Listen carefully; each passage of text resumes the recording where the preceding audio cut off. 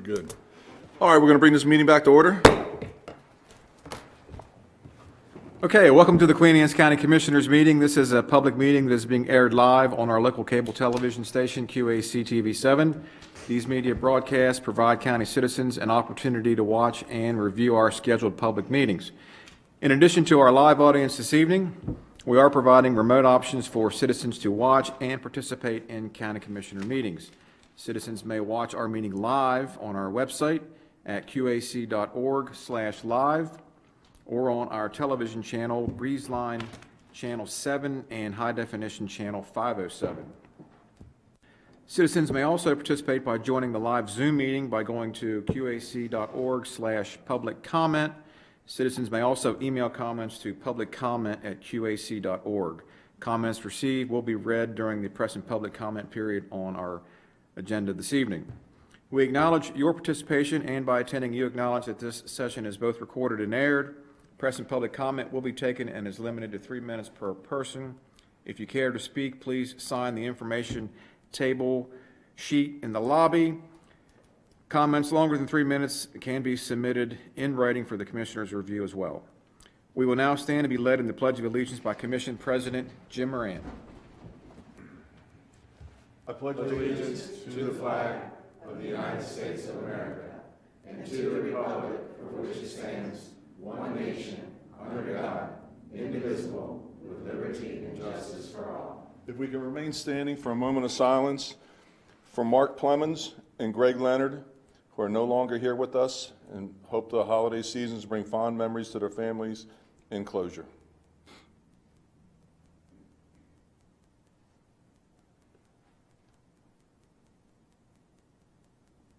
Thank you very much.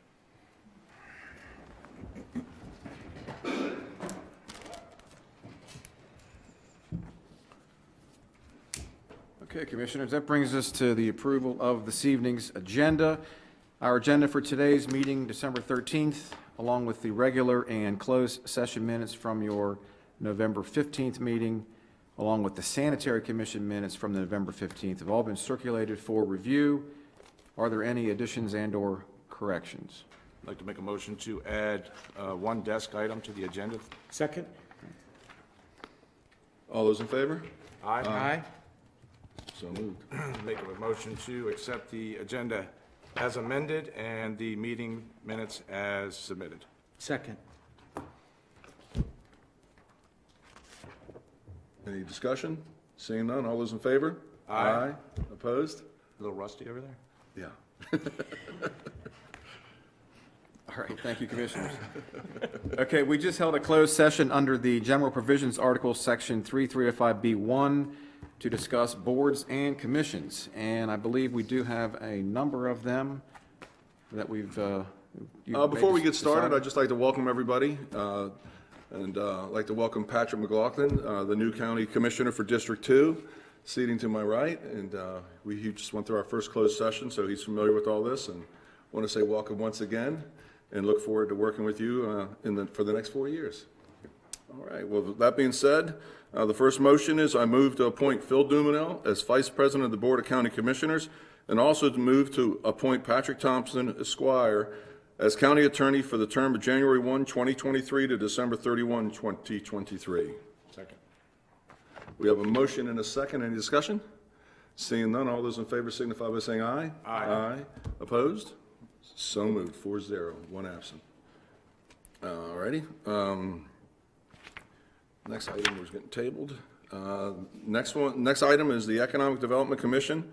I move to reappoint Hazen Arnold, Heather Bacher, Lee Brigman, and appoint Todd Wilholt to the Economic Development Commission. These terms will expire December 31st, 2025.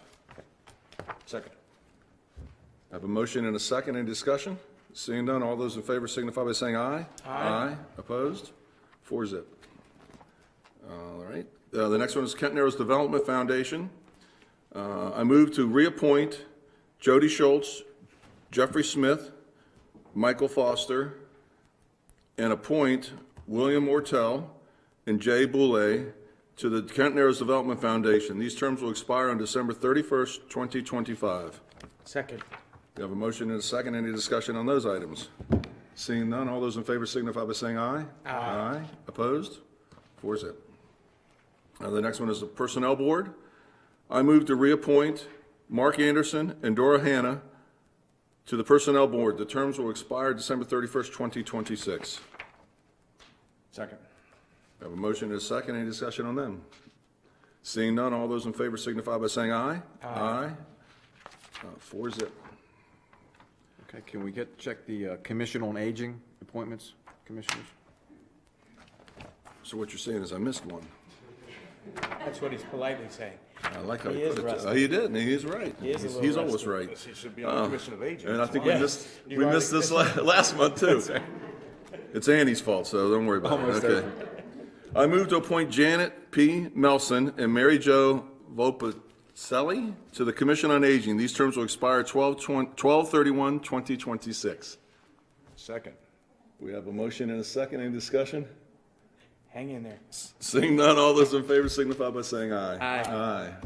Opposed? So moved. Now we'll move to the Spending Affordability Committee. I move to appoint Steve Wilson to the Spending Affordability Committee. This term will begin January 1, 2023, and expire on December 31, 2024. Second. We have a motion and a second. Any discussion? I think that it's a blessing that he's willing to do this and continue serving his expertise when it comes to finances with the county. I think it's brilliant and the perfect place for him to continue to help us out. Well said. All those in favor signify by saying aye. Aye. Opposed? So moved. Back to you, big boy. I got the last one, I right? think we have need a motion yeah. for the Board and Commission liaison assignments. I think, All right, so I'm going to make a motion that Commissioner Moran and Commissioner Dumanel serve as the liaisons on the Baltimore Metropolitan Council, that Commissioner Moran and Commissioner Dumanel also serve on the Baltimore Regional Transportation Board, which is one and the same, that all 5 commissioners serve on the Board of Health, that Commissioner Wilson and Commissioner McLaughlin serve on the Council of Governments, that Commissioner Wilson, Commissioner Corcorino serve on the Maryland Association of Counties, that Commissioner Moran, Commissioner Dumanel serve on Park and Recs Board, that all 5 commissioners serve on the Roads Board, that all 5 commissioners serve on the Sanitary Commission, that Commissioner Wilson and Commissioner McLaughlin serve on the Social Services Board, that Commissioner Wilson, Commissioner McLaughlin serve on Upper Shore Regional Council, and Commissioner Corcorino. That Commissioner Dumanel, Commissioner Corcorino serve on the Animal Control Board, Commissioner Moran and Commissioner Corcorino serve on the Bay Bridge Airport Commission.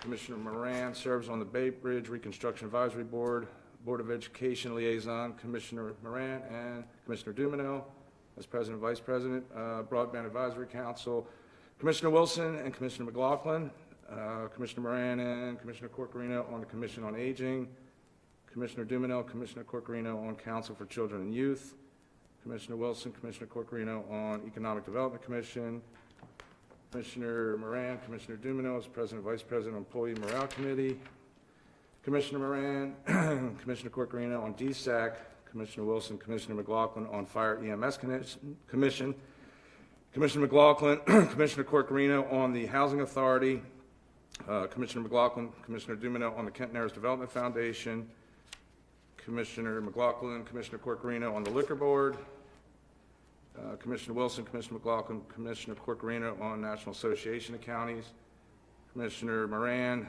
Commissioner Corcorino on the Planning Commission, Commissioner Wilson, Commissioner Corcorino, Rural County Coalition, and Commissioner Moran, Commissioner Corcorino on the Spending Affordability Committee.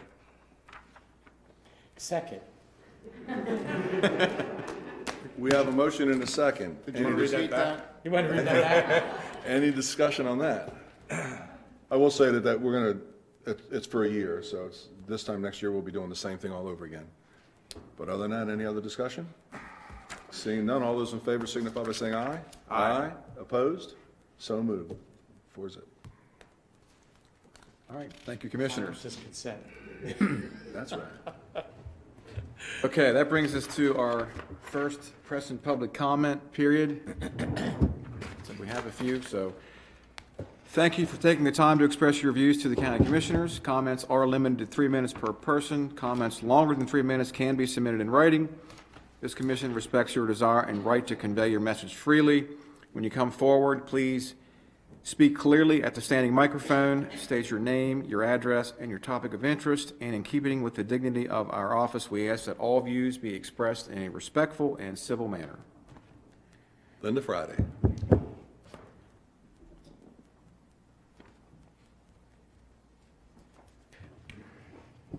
Linda Friday, President of the Queen Anne's County Chamber. I'm so glad my name wasn't on that list that you just called out. Anyway, I'm just here tonight just to congratulate you gentlemen for winning your election. We look forward to serving with you again another 4 years. We've had a great partnership. We look forward to the continued partnership that we have. Congratulations, Commissioner McLaughlin. We look forward to working with you. I'm sure we've got lots going on with our Drug-Free Coalition, with the CTE program, a lot of other opportunities, and we hope to see you at some of our events. And on behalf of our Board of Directors, we'd like to wish you a Merry Christmas and a Happy New Year. Thank you. Thank you, Linda. Look forward to working with you, too. Linda, is it Weimer? Weimer, sorry. Hi, my name is Linda Weimer. I live at 407 Central Drive in Chestertown, but of course, Queen Anne County at Chester Harbor. I wanted to thank Commissioner Jack Wilson. I don't think I ever officially did, for his help in my writing a story about the Bluegrass Solar Farm this late in the summer. He talked to me 3 or 4 times on the phone. It made a lot of sense. I never did actually know what he looked like. Never said that made any sense. Well, he was very helpful in showing me the big picture and political ramifications of the whole thing. And he had a close election, I noticed, at the end over the whole thing. So and I wondered, I've been on other topics recently. Is that solar farm, does anyone know, fully engaged? Are all 3 solar arrays producing electricity as of now? Does anybody know? No, not all of them. Okay, not all of them yet?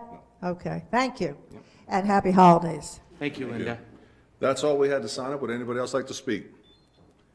Seeing none, we'll close press and public comment. Okay, Commissioners, we can move into presentations this evening. If you want to turn to tab number 6, item 1 on page 1, we have a very special proclamation for our superintendent of schools. And she is here with us tonight, so if you want to come on up. Yeah. Dr. Salins. Again, tab 6, item 1, page 1. Sit up here. Come on, sit. Yeah, come on. They can't get you in the camera.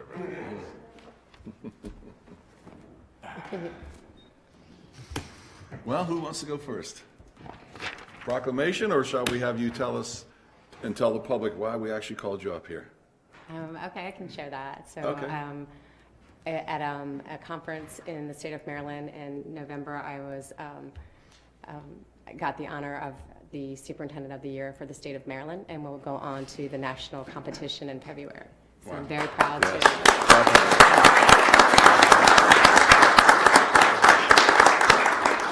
Happy to represent Queen Anne's County. Very proud of that.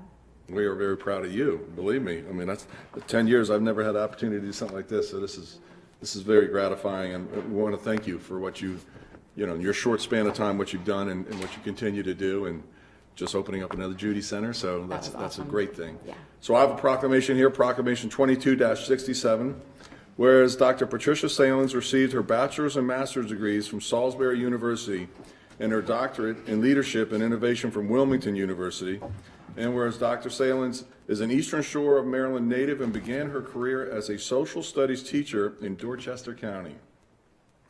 And whereas Dr. Salins is the immediate past president of PSSAM and also served as president for the Eastern Shore of Maryland Educational Consortium, the ESMEC. And whereas Dr. Salins represented the state superintendents for 3 years as a member of the Professional Standards and Teacher Education Board, that's the PSTEB, and continues to promote leadership in her role as a board member of Leadership Maryland. Whereas Dr. Salins recently led the development and implementation of the First Maryland Superintendent Academy in collaboration with the Comprehensive Center Network.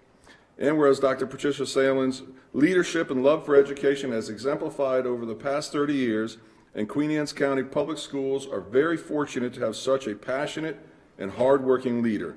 And whereas Dr. Salins demonstrates the characteristics of a successful superintendent with their strong personal and professional background, a deep understanding of student learning, a commitment and love for children, the ability to lead staff, to achieve and the willingness to listen to parents and incorporate their views into her decisions.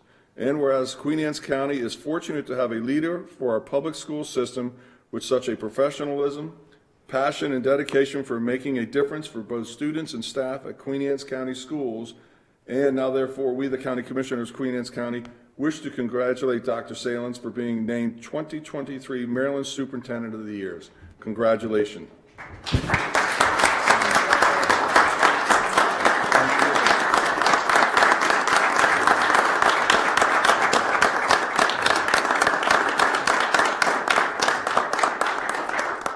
Quite an honor, thank you so very much. So Phil wants to know, what kind of car did they give you? Get a new car.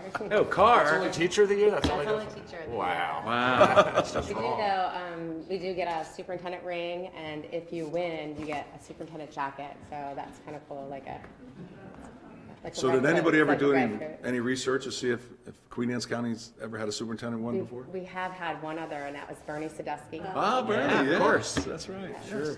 Very good. Well, you're in great company. Yes, absolutely. And the person who hired me in Caroline County, Dr. Ed Shirley, was also superintendent of the Wow. year. And the first superintendent that ever hired me as a teacher was Dr. Spicer Bell, who also was a superintendent of the year. So I've had the great privilege of A long working- lineage going there. working, yeah, with some very amazing leaders who I think have shaped who I am as a leader for sure. Great. So I Well, thank you very much. for the support, and congratulations to all of you as well, and really looking forward to continuing our partnership. Absolutely. We have a lot left to do, so. We'll Absolutely. get a Great. picture with the superintendent of the year. So just real quick before we do that, that was the very serious part of you accepting this award. And Commissioner Corcorito and myself had the opportunity to go down to Ocean City and attend her receiving that award. And what an amazing experience. Very, very proud of being able to sit there and watch you receive that. And the surprise of your daughter coming in from Mississippi. Yes. And the family members that were there. It was absolutely amazing. And then, of course, I promised some folks sitting on your school board that I would not say anything about what happened after the award. I appreciate that. That stays in Ocean City. Yep, picture. Great.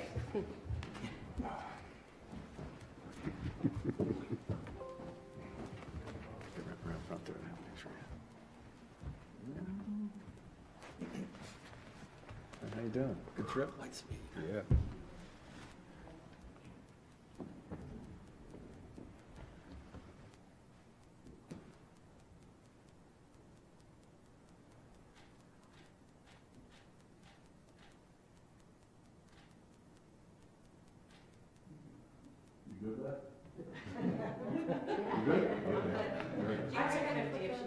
Thank you. Sure. Thank you so much. Thank you. Oh, yeah, with your board, sure. Thank you.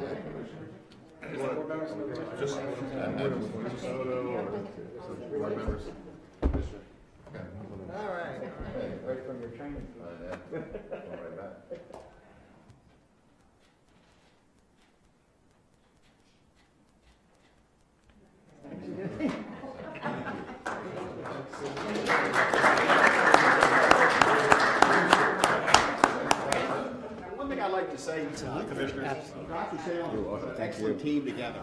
And really, one of her greatest assets to me is who she has surrounded her, Dr. Knoll, Dr. Kibler, Dr. Spankel, Ms. Powers. I mean, there's a very professional group here that can cover when she's not available. And that's the thing, as a board member, I know Mark and Helen that are here can ditto that. It's very important to have a strong team, and I thank everybody. Thank you. Thank you.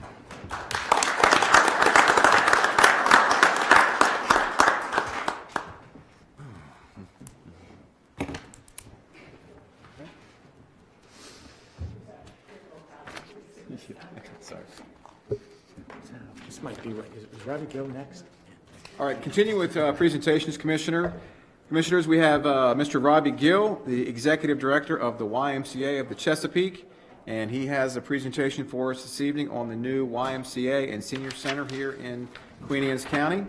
If you want to look in your books on tab 6, item 2, pages 2 through 9, there are some materials, and I believe everything is up on the screen as well that's in your book.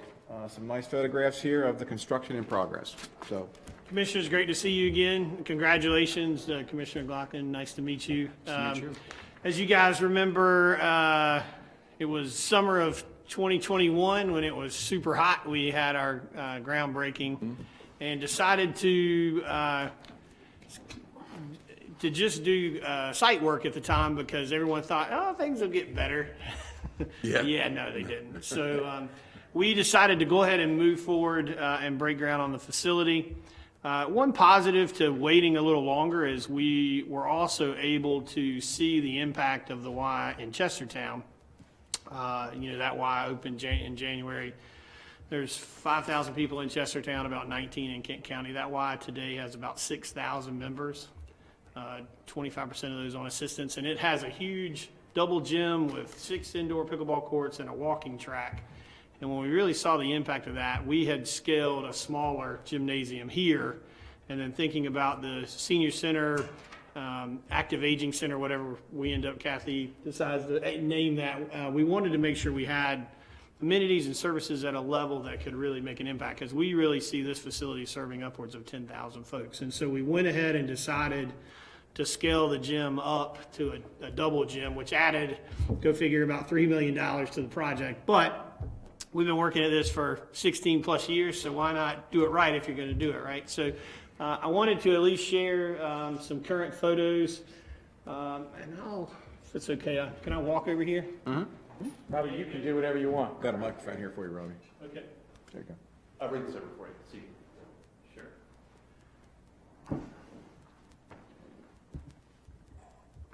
Just to maybe point it out. So you've got your entry here. This space is, so we've got this Career Development Resource Center that will work in partnership with a variety of different folks in providing opportunities for fiscal literacy classes and job employment opportunities and a variety of pieces. There's also offices there and stay and play. This is the pool area, and there'll be a walkway down this way, all this glass that goes in there. There's a separate entrance into that space. So if we're hosting a swim meet with the high school, you can enter that without having to go through the rest of the building. And as you work your way back, the building there with the roof that's not currently on, that's the wellness center and multi-purpose rooms. There's a kitchen in there and multiple purpose spaces for the senior center as well. And then this space here, which is now covered, is all the locker rooms and spaces we need to serve our members. And then in the back with all the steel, you can see the double gym. You can actually kind of make out the walking track there. There's an elevator shaft as well. So in all, it's about a 70,000 square foot facility. It's the largest YMCA that we've ever undertaken by far. If you're standing in the back corner, Todd and I and Kathy were walking around, it is a massive facility. We built it to make sure that as the community grew, we never were in a situation where we weren't able to make an impact and provide the programs that we needed to provide, whether those are Y programs, senior center programs, or collaborative programs and partnerships with other not-for-profits and organizations. Here's another picture of the front. You can see the size of the gym. It's over 16,000 square feet. We also have spec'd in the back to build an outdoor pool as well. That'll get started after the facility is finished. There's the track there you can see. And this is the pool. So interestingly enough, once the structure was built, they began building the pool inside the structure. There's all glue, you can't see it in this picture, but glulam beams in there, and it'll be absolutely beautiful. And this is the rendering of what the Y will look like in Senior Center when it's done. So we've been very successful to date with fundraising. This is a project that it's imperative that we raise the dollars necessary to to make sure the facility is debt-free, and that way we can ensure that we can provide assistance and all the resources we need for outreach programming and teaching kids to swim and financial assistance. We project the project for the physical building to cost right at $22 million. I can remember 16 years ago, it was maybe 9. Yeah, right? The size and scope, substantially bigger from back in the day when we were kicking it around. We've raised to date $19.2 million, so we're in the ballpark and are continuing to work on our fundraising.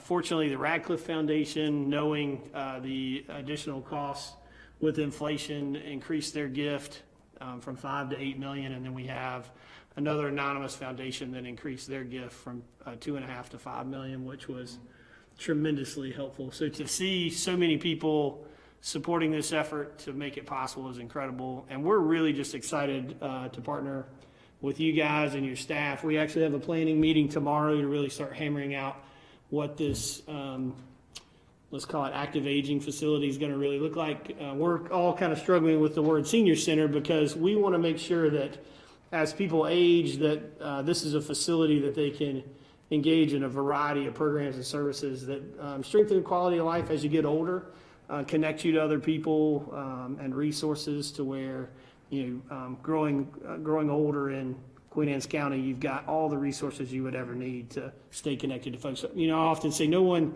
comes into a YMCA and says, I missed you treadmill number 7, right? They're connected to individuals and people, and you can see that as an example with pickleball. Just zillions, and I know you guys have built those courts on the island. Having those indoor facilities and courts will be a huge benefit. So it's been really fun to see it happen. I'm tremendously grateful for you guys and your patience and persistence.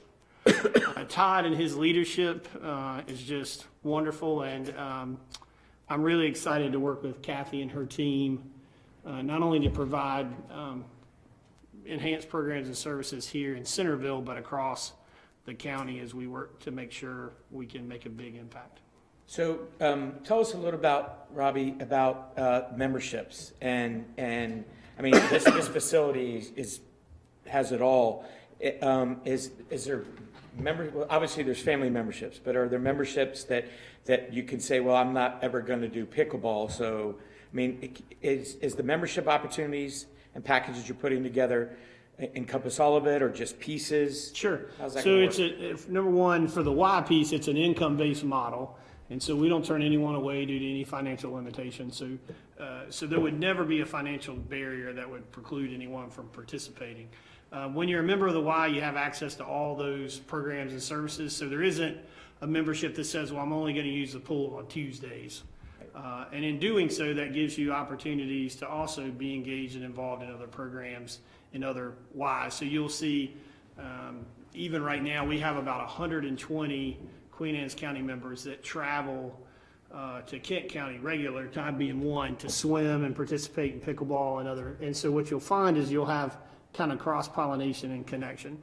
With senior center programming, that really boils down to what community needs are there and how we'll address those. So like we provide chronic disease programs like our Parkinson's program, Rocksteady, and our cancer survivor program free of charge.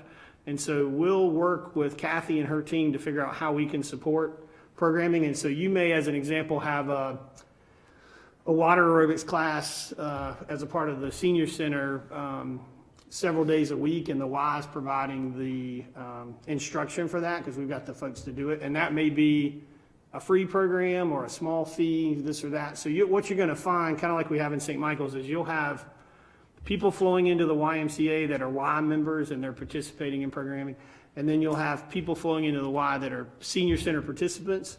And then they'll as well cross-pollinate. So you'll have, let's say, seniors that are coming in to participate in a congregate meal or a meals program, but they also learn about the Parkinson's program and want to be a part of that. Just the same as we'll have Y members who will learn about a pottery class or a senior program that they want to be a part of that they can connect to as well. So the cool part about that is you're pulling everyone into one space and making those resources really easy to access and participate in. And then for us, the key to that partnership really working well is what I love about this the most is there isn't a senior center door and a YMCA door. So when you go in, it's just all there. And so then we work together to make sure if there's a group exercise class taking place at 9 a.m. and then at 10 a.m. there's a painting class in that same space, we'll transition it. And that way, the Y's got access to spaces, the senior center's got access to space, and you're just maximizing what you've got to make the biggest possible impact. So Jim, you can swim, and then you can paint. Swim and paint and eat.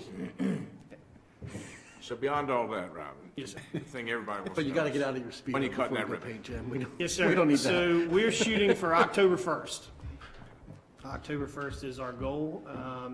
The only thing that we've navigated access to steel and all the things that we need. The only thing we're still struggling to get are transformers. Yes, you are. And last we heard they were like a 60-week lead time. Yep, still is. Transformers. Really? They all went to Florida after the hurricane. Yep. All those available. So our KRM, who's the construction company, has done a phenomenal job on the project, and they're working hard to solve that for us. We'll probably have some hiccups at the end, like we did in Kent County, where the floor we picked out, they said, if you want that, it'll be April, but if you'd like this floor, we can get it to you immediately, and we'll navigate what that looks like. But yeah, Jack, I think we're really in a good spot to be open by October 1st is our conservative date, and be in a position to really make an impact. Look forward to that ribbon cutting. That's gonna be a fun one, right? Yeah. Yeah, Oh, yeah. no doubt. And I think what you'll find is, we said this a long time ago, and I'm just grateful you guys hung in there, is that when you drive by there and you see kids coming across the street From the high school? from the high school, and that's a safe place to be and connect, and then you see older adults that's their home too, and then a place for family, that's just gonna be a community hub. I've always believed that it will be a place that brings three distinct communities together in the county, and that you've got the island in North County in the center of the county, and I think it will create a hub where there'll be new connections made for folks that maybe don't cross paths all the time, and that's gonna be a really cool thing as well. So it's really neat to see it come to fruition, and we're working really hard to tackle this last bit of fundraising, and then, as Commissioner Wilson said, celebrate in October. I'm excited to do that with you guys. When did we sign the agreement? Was it 2015? 2015, November 2015. Yeah. Yeah, November 2015. And I as quickly as you want to try to tackle those things, this is a really good example of a little bit of time has helped, because if we would have done it right then, there wouldn't be a senior center component to it. Wouldn't be a track either. Very true. Wouldn't be a track, it'd be a smaller Kent facility. County wouldn't have been built. Yep. Yep. So when you really look at, it's kind of God's time, right? So it all played out the way it was supposed to, and I think we're really going to have a resource, community resource, that will make a difference for generations to come. Definitely looking forward to it. Yeah. Well, appreciate all you guys do and your work. When I heard that list of all these other things you sit on, Yeah. busy guys, so I appreciate y'all taking the time and for your support of this project. It's going to be a transformational moment. Awesome. And is it fair to say go Dogs? Go Dogs! Go Dogs. Why not win one more, right? I had to wait 40 years for the first one. Right. I grew up a Georgia fan. Oh, I know. Yeah, so it's been a wonderful experience, other than that candidacy thing I had to work through. Herschel Walker he was a childhood legend for me. I have a signed jersey at my house, so I probably shouldn't. It's rough go there, but it's. At least we're on the same team, right? Love those Dogs. They're good stuff. So. What part of Georgia? So I grew up in Seneca, which is where Clemson is, Clemson, South Carolina. But my dad was a season ticket holder, and I had a lot of family that grew up and went to Georgia.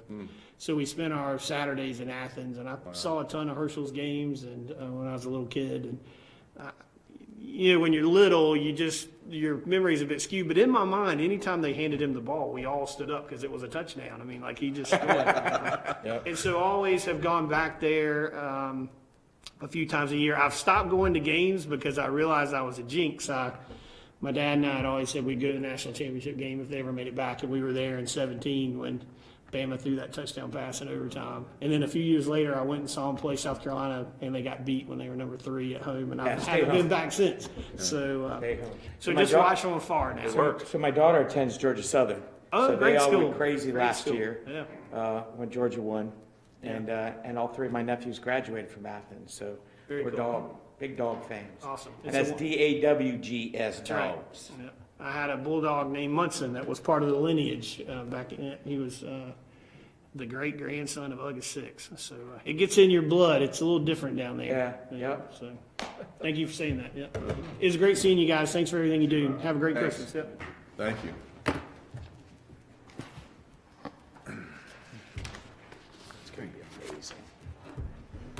All right, Commissioners, our next presentation, actually it's a public hearing, is for Mr. Mike Clark, Chief of Housing and Family Services. We have a community development block grant for the Sudlersville Senior Center roof replacement. So Mike, come on up. And this is tab 6, item 3, pages 10 through 15. Good evening. Thank you for having me. And congratulations, Commissioner McLaughlin. Thank you. So tonight, we got good news in that the senior center staff, when they were working to find money to put a roof on the senior center up in Sudlersville, they had a great application, they submitted it. The issue was that the grant that they used, that they wanted to put under, which was originally, they filed under the Community Legacy Program, they expended all their money, and the folks at Department of Housing, the Department of Housing Community Development said, well, we've got another grant program it'll fit under. We want to fund it, it'll just fit better, where other projects won't fit under that. The issue is with the program they suggested is the Community Development Block Grant, and it requires that we have a public hearing in order to do it. So that is what we're here to do tonight, and it has, in order to have the public hearing, it requires that I read into the minutes some things, which takes about 4 minutes and 20 seconds. You've timed yourself I several did, times. so I could tell you guys so that you would think, when is this going to get over? But you're Well, faster than Patrick, so that's. if you want to look at your watches, you can do that and see if I'm accurate. And then after I'm done, if there's no comments, if you're so inclined to open the hearing, then close the hearing, and then make the motion, it'd be very much appreciated. So, is it okay for me to begin? All right.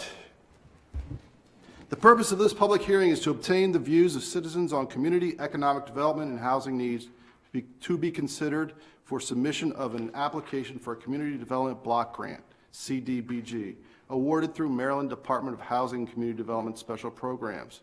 The purpose of this proposal is to fund the replacement roof on the Sudlersville Senior Center. Citizens will have the opportunity to discuss proposed projects and to provide input on other needs to be considered. A draft application will be available for public review on December 13th and 14th at the Kramer Center at 104 Powell Street, Centerville, Maryland, 21617, during normal business hours. In that application, citizens will be furnished with information, funding, but not limited to the amount of CDBG funds available for fiscal year 2023, the range of activities that may be undertaken with CDBG funds, and the proposed projects under consideration by the County Commissioners of Queen Anne's County. The Maryland CDBG program is federally funded program designed to assist governments with activities directed toward neighborhood and housing revitalization, economic development, and improved community facilities and services. The program is administered by the Maryland Department of Housing and Community Development. The proposed project currently under consideration by the County Commissioners of Queen Anne's County is a Sudlersville Senior Center roof replacement project in the amount of $450,000 to replace the damaged and faulty roof of the Sudlersville Senior Center, which routinely experiences water damage.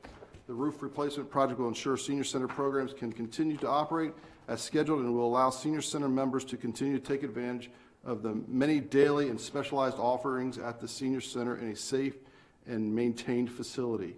This public hearing is required to be held prior to the grant application submission, and a notice of the hearing must be published in a local newspaper at least 5 days prior to the hearing. A notice of public hearing was placed with the Record Observer, the Bay Times, and on the Queen Anne's County website for the Division of Housing and Community Services, public notices at WQAC.org prior to December 7th, 2022, announcing that the public hearing was set for Tuesday, December 13th, 2022 at 6 p.m., with public comment accepted at that meeting held at the Liberty Building at 107 North Liberty Street, Centerville, Maryland. This public hearing will summarize the purpose, proposed strategies, and proposed outcomes of the following projects. Queen Anne's County Sudlersville Senior Center roof replacement, $450,000. We're almost there. Queen Anne's County Sudlersville Senior Center roof replacement. Queen Anne's County Division of Housing and Community Services within the Department of Community Services plans to submit an application for funding to replace the roof of the Sudlersville Senior Center. The project is aimed to repair the damaged and faulty roof which routinely leaks water into the building during and after each rainfall or other weather events such as melting snow. Senior Center operations have needed to be relocated or postponed in the past due to water in the building or building damage, such as fallen ceiling tiles, wet carpets, and more. County staff from the Area Agency on Aging and the Department of Public Works have cleaned up the water and, where possible, repaired damage after each occurrence. In certain situations, Senior Center operations were required to be relocated, postponed, or canceled for concern of member safety. The replacement roof project will provide a permanent fix and mitigate any further leakage from the building's roof. The project will ensure the safety of facility attendees and will allow the Area Agency on Aging to continue running scheduled events and operations as usual. So with your permission, we'll open it to see if there's anybody for public comment. Okay. No? No one here to testify? So we'll close the comment section. Okay. Do we need to read this action, recommend the motion? You need a motion, yeah. Do you have I that? make a motion to approve the Queen Anne's County Department of Community Services grant application to the Maryland Department of Housing and Community Development special project through the Community Development Block Grant Program for the Sudlersville Senior Center roof replacement project for $450,000. Signed the included resolution statement and assurance and certifications and letter of support. Second? We have a motion and a second. Any discussion? Seeing none, all those in favor signify by saying aye. Aye. Opposed? So moved, 5-0. Thank you for your time. Really. Good job, Michael. Thank you. Great job, Mike, thank you.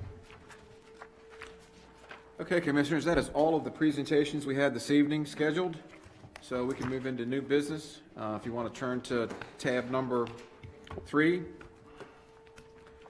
So we have 12 action items this evening, plus 1 desk item.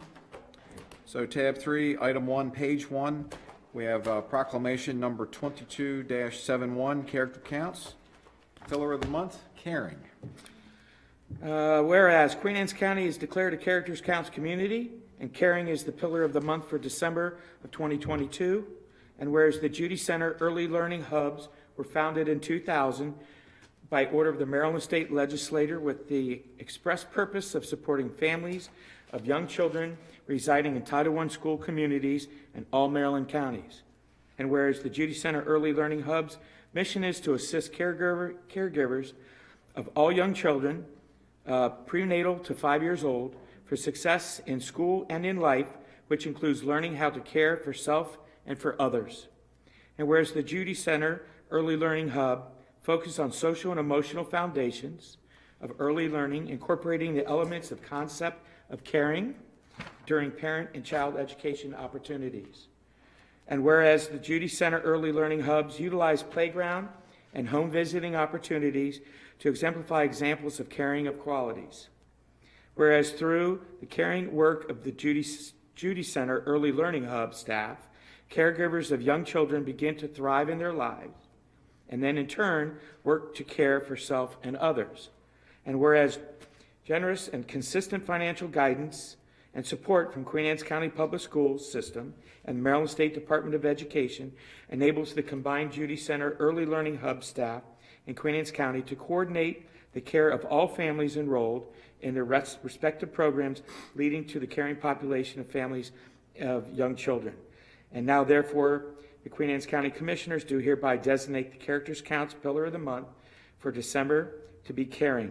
And this was provided, obviously, by the Judy Early Learning Hubs of Churchill Elementary School, Graysonville Elementary School, and Settlers Elementary School.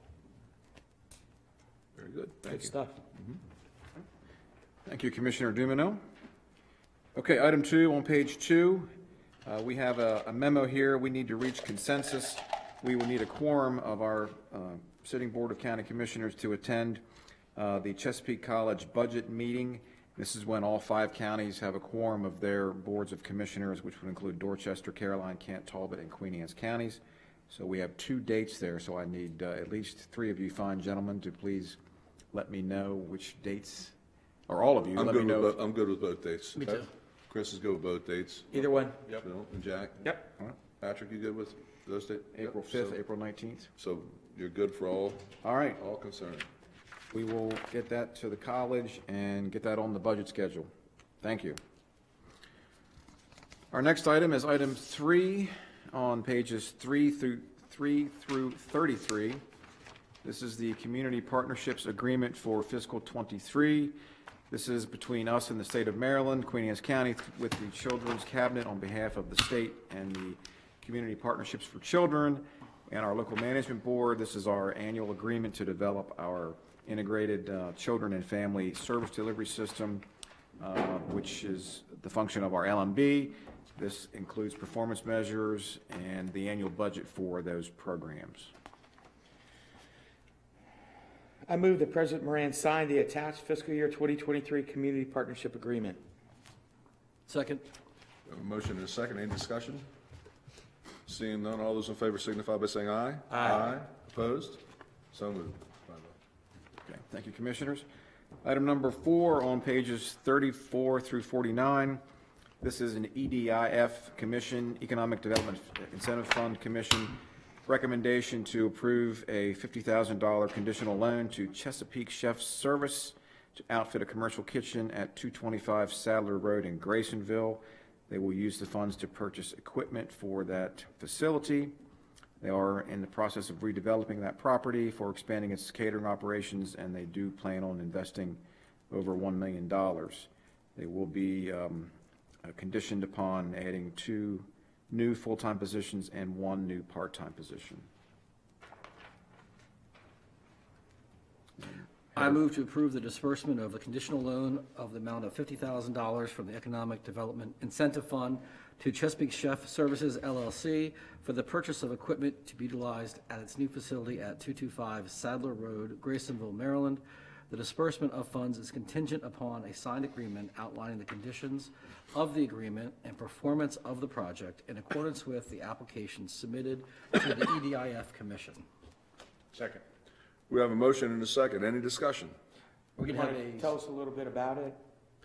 Sure. Chesapeake Chef Services LLC is currently operating out of the Yacht Club and plans to continue to do that. But they purchased the property that's right next to Royal Farms in Graysonville, and they plan on demolishing that old building, which is not usable, and investing $1.2 million in a new facility, which is a commercial kitchen, and in the front they're going to have a market, which they plan to focus on local products through that. And they also are one of our youth apprenticeship sponsors for the culinary program, and they've employed that person full-time now and are looking to do a second. So they're a great partner in the community, and you think of the investment that they're planning on making, and so this is a small part of that overall investment.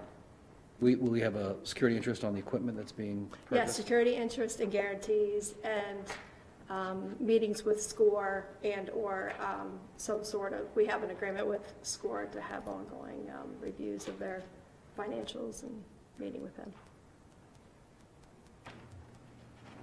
Anyone else have any questions? Seeing none, all those in favor signify by saying aye. Aye. Opposed? So moved. 5-0. Great, thank you, Commissioners. Any idea, Director, what the timeline is for? The property has been purchased, and I know that they are currently working with the builders and the architects and to get before planning and permitting as soon as possible. So it's 12 months at least out, but they wanted to make sure that they had the funding necessary to be able to move forward, because this is a missing piece. Thank you. Any other questions for? Thank you, Heather. Okay. Thank you, Heather. Okay, item number 5 on page 50. This is the Upper Shore Micro Ag Grant Program, and they are requesting a match. As we know, the Upper Shore Micro Grant Program is a collaborative effort between the 3 Upper Shore counties, Cecil, Kent, and Queen Anne's. This program encourages collaboration of farmers and agricultural enterprises in the Upper Shore region to work together, promote buy local, improve access to food, and help alleviate food insecurity. URCS has awarded each county $32,000, and we are respectfully requesting that the commissioners match that funding grant and allow for more opportunities for our local ag community. I move that Queen Anne's County provides a match of $32,000 to support the Upper Shore Regional Council Micro Ag Grant Program in 2023. Second? We have a motion and a second. So, Any further discussion? Word has it that this program may have won a big award this year, so I think we Maybe. need to keep supporting this. Yep. There's rumor on the street that Queen Anne's County is going to get recognized, finally. Well, okay then. Any other discussion? Seeing none, all those in favor signify by saying aye. Aye. Opposed? So moved. Thank you, commissioners, and thank you for that coming attraction, Commissioner. Appreciate it. Great, I won't sleep. Thank you, Heather. Okay, Commissioners, item number 6 on pages 51 and 52. This is the Maryland Agricultural Land Preservation Fund State Matching Funds Program, MALF, letter of intent to participate. We've been in this program since 1975, and a letter of intent to participate is due by January 3rd to continue with that program. Where's our mouth cheerleader? She's not here tonight. I did not see, Can we approve this without her being here? Honestly? Absolutely. Okay. just- I move to approve the letter of intent to participate in the MALF Matching Funds Program. Second. We have a motion and a second. Any discussion? Seeing none, all those in favor signify by saying aye. Aye. Opposed? So moved. all right. Thank you, Commissioners. Item number 7, also in regards to MALF, this is a recertification support on item 7 on pages 53 through 64. This program called certification that enables the county to retain 75% of their agricultural transfer tax if the county meets certain criteria set by the Maryland Department of Planning and MALF. We have been a certified county since 2001, and we are currently up for renewal, so we recommend approval of this recertification request as well. Yep, if we want to keep 70% of our money. That's right. I make a motion to approve the MALF recertification request. Second. We have a motion and a second. Any discussion? Seeing none, all those in favor signify by saying aye. Aye. Opposed? So moved. Okay, thank you, Commissioners. Item number 8 on pages 65 and 66. This is the mowing bid results for the Parks and Recreation. They solicited bids to provide mowing services by region. The bid is structured so that individual contracts are awarded to separate bidders based on the lowest bid by region, and they have some recommendations here in the motion for that.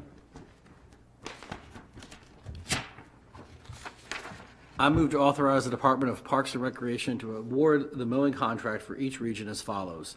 Kent Island Region to Lorenzo Inc. in the amount of $76,036.14 for 3 years. Graysonville and North County to Phil's Lawn Service in the amount of $26,250 for 3 years. Second. Second. You're killing me, Smalls. Well, I'm just trying to sit here and realize he's not in for a truck tonight. so- Right, that's got us all I had to think, thrown. I had to process all that. I want some disclosures on this company called Phil's Lawn Service. Did you look? Yes, well, In Graysonville? I have to recuse myself on those. I mean, you're not even trying, Phil. Different Phil. You could have spelled it. No, I was two looking- L's or something. Look, I was looking for small print for a 2023 Ford F-250 or something. That's next month. Okay. You know, we give you a hard time, but I can tell you that I think yours is a tangible product, and we've talked about this before. We give you a hard time about that stuff, but And we're not going to stop. nope. Our taxpayers really get a chance to really see the benefits that the funding of the Parks and Rec Department has really benefited them, because these are facilities that they actually get to use on a daily basis, so they see an immediate return on their tax dollars. So you guys do a wonderful job. We give you a hard time, but we appreciate everything you do. I appreciate the hard time, and I definitely appreciate the support. So if the hard time, requires support, then I'm good with that. There you go. All right, we have a motion and a second to authorize the Department of Parks and Recreation to award the mowing contract for each region as follows. Kent Island Region to Lawrence Incorporated in the amount of $76,036.14 for 3 years. and Graceville, North County to Phil's Lawn Service in the amount of $26,250 for 3 years. All those in favor signify by saying aye. Aye. Opposed? So moved. What you had upstairs? I don't have to abstain, it's not me. Thank you. Phil says that push mower he's got would kill him if he had to do that. I think it's each year, yeah. All right, thank you, Commissioners. Item number 9 on page 67 and 68 is the National Association of Counties annual county dues for $896. I move to approve payment for the 2023 annual NACO dues in the amount of $896. Second. We have a motion and a second. Any discussion? So just NACO is National Association of Counties. Just Yes, sir. Thank you. Any further discussion? Seeing none, all those in favor signify by saying aye. Aye. Opposed? So moved. All right, thank you, Commissioners. Item number 10 on pages 69 and 70. This is an informational item, and maybe Director Mordock or Stephanie Jones wants to come up here for the next couple of items. This is an update on the text amendment that was, citizen-sponsored text amendment that was tabled a few months ago, back in August, and the planning staff is currently working through that with a stakeholder group. They have some next steps, and they wanted to provide an update to the board this evening on this item. Yep, so this is just an update. In August, this board tabled citizen-sponsored text amendment 2203, and this was to repeal the woodlands provision. With that, it was tabled due to the fact that we're working on the update of the critical area chapter 14.1, and the woodlands provisions falls strictly in line with what the critical area provisions are. In October, we held a workshop basically with all interested parties that kind of made comments through the ordinance of 2203. And basically there was an overall agreement throughout the attendees that within the growth area we should have a relaxed standard for our woodlands protections, specifically for infill and also for small lots that have already been basically created. This also should include some type of mitigation or a fee in lieu that the county would collect. So right now I'm working on incorporating that into our critical area chapter 14 update. I've been working with the Critical Area Commission. Also, this chapter was last updated in 1996, which has been quite a long time since then. The critical area provisions were updated, a large overhaul in 2008. So there's a lot of changes that will be going into the update of our code with that, but continue to work with the Critical Area Commission and also work with them on how things that might be specific to Queen Anne's County that might help us through our critical area chapter. And then another piece of that update looks at some of the critical area provisions were enacted in Chapter 18.1. And that includes the woodland, but there are some other provisions that we're going to update in 18.1 as well to bring those in line. So the question was, if I'm remembering right, wasn't there some redundancy or some overlap in terms of, which created ambiguity as to how you looked at it and what was the code and what you had to do? That's what we're trying to clean up, right? It caused a lot of confusion. Okay. Yeah, for citizens, for people trying to apply the provisions consistently. Right. Yeah. Okay. And I think it's worth pointing out this community group, we got people from the real estate industry, we got a whole bunch of people from these natural resource protection groups, so it really is a sort of a cross-section of members in there. We had a good attendance for that meeting. I think Yeah. it was a fair representation of those that were interested in the text amendment, so. And so what kind of timeline are we looking at, the recommendations? I think we'll be looking at summer Summer? for public hearings. All right. So do we want to go right ahead to 13, since that pretty much plays into what we're talking about now, the desktop item? Yeah, we want to place the hold on it. Yeah, so that's what I'm saying, so, this We was, can. she was giving us an update now, and. Right. And. I agree. I think we should just move forward to 13, and. I move to place a hold on the acceptance of citizen-sponsored critical area text amendment application for the 2023 cycle as recommended by the Planning Commission. Second. We have a motion and a second, discussion. So, what this is, and I'm gonna explain it, then I'll let you fill in my voids, is, you know, the citizens can sponsor text amendments the first week in February, is first 2 weeks? First 10 days. First 10 days, that was close. First 10 days in February, and what we're saying is we're not going to take any of them. We're going to put them on hold, or not take them, that have to do with critical area issues, because we want to get this update done. And, you know, I would like to, I'm not going to make a amendment to the motion, but I would like to see us, if we could hold it till July 1, be done by July 1.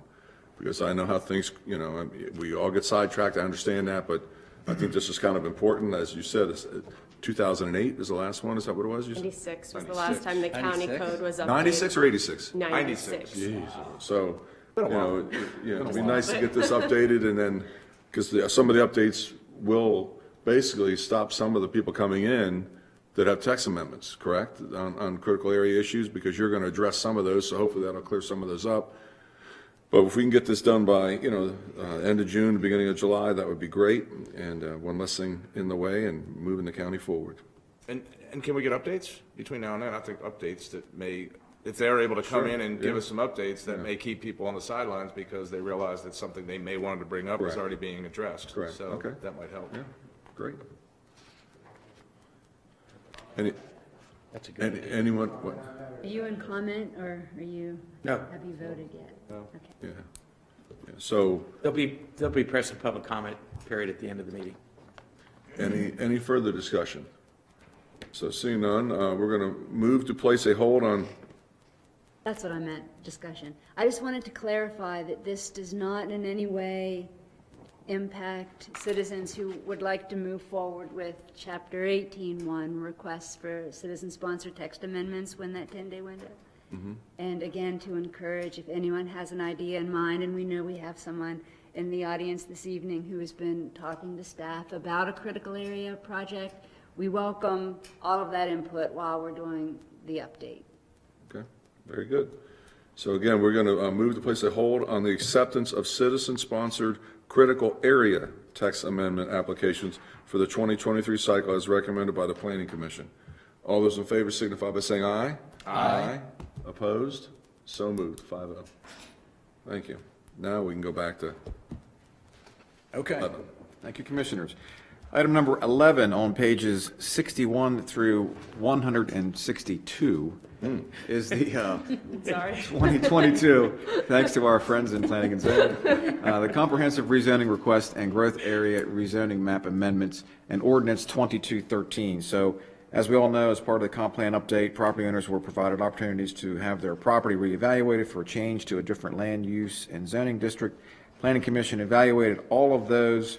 As a result, multiple properties were recommended for changes, and the members of the Planning Commission did unanimously vote to send a favorable recommendation to the commissioners regarding these rezoning requests. So the next step is introduce the ordinance, and we'll schedule hearings for all of these in the near future.